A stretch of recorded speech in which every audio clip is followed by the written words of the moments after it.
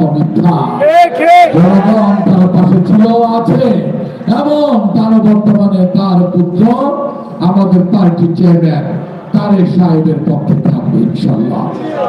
আমরা ধানের শীষ নিয়ে লড়ছি গাজীপুর এক আসনে।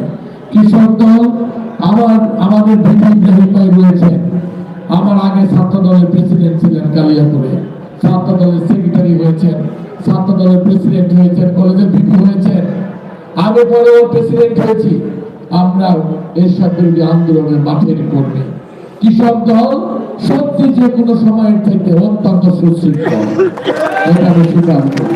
শিক্ষিত নেতৃত্ব ঘরে রয়েছে, তাদের নেতৃত্বে কৃষক দল দিন দিন আরো তার পরিধি বিস্তার করবে এবং গাজীপুর এক আসনের নির্বাচনে কৃষক দল আলাদাভাবে তাদের ভূমিকা রাখবে। ব্যক্ত করে সকলের কাছে দোয়া চেয়ে, ধানের শীষের জন্য দোয়া চেয়ে, আমার জন্য দোয়া চেয়ে, আগামী 12 ফেব্রুয়ারি পর্যন্ত সুখে দুঃখে আপনারা ধানের শীষকে দেখে রাখবেন, ধানের শীষের হেফাজত করবেন। আমার